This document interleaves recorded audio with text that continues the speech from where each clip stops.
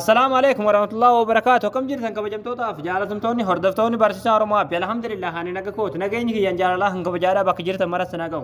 دعوتن كي يوان هارو ايفون اني هارو ني بار كندا في دي دفسان يوكين وان هارو ايفون اني بار كندا كابوسان جچودا حال اسني سلمات بلبل كيس سامسونج رت فايدمو دندسني سمبر هي دعوتن كي يا وانتي هارو ني ايفون اني بار كنا كيس به في دي دف يوكين مو كابو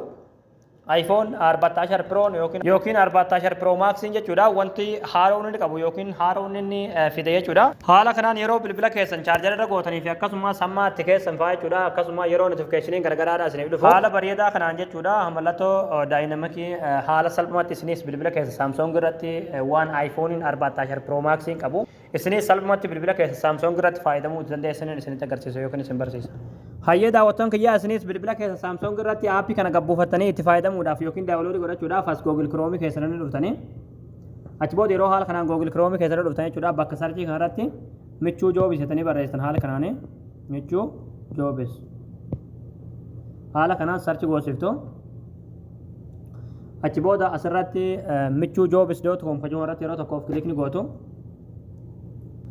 achi booda haala kanaan asitti sifida asirratti ikoonii sarchii kanarratti yeroo tokkoof kilikni gootu achi booda bakka sarchii kanarratti jechuudha iPhone jettanii barreessanii achi booda sarchi goosiftu achi booda haala kanaa suuraa kana isiniif fida jechuudha suuraa kanarratti kilikni gootu achi booda aappii uffachuudhaaf asirra suuta gadanii deemtu suutumaan gad deemtu gaduma deemtu suutumaan gad deemtu gaduma deemtu as jalatti aappii daayinaamik as tuqaa buufadhaa kajoo jalatti daawunlood kajettu ni jirti daawunloodii kanarratti kilik gootaniiti aappii qabbuufattanii hayyee daawwattoon kiyyaa yeroo qabbuufattan aappiitiin kun hojjetan jechuudha aappiin tun pilaastoorii keessa jirtu jechuudha haalaan nama isinitti agarsiisa salphumatti buufachuu dandeessanii yeroo buufattan irra ni galtanii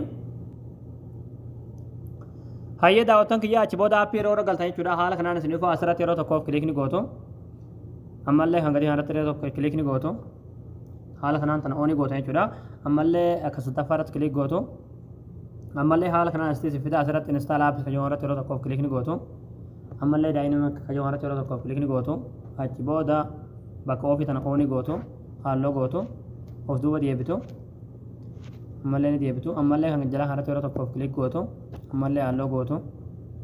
amma haala kanaan xumurtanii jirtan jechuudha hayyee daawwattoon kiyyaa amma booda jechuudha yeroo haala kanaan bilbila keessan chaarjarra gootan haala kanaan notificationin daayinaamikii kun isiniif ba'a jechuudha akkasuma yeroo sammaa itti keessan jechuudha sammaa fedhayyuu haa ta'u sammaa bultoota haa ta'u kan ammoo gurratti kaatan haa ta'u haala kanaan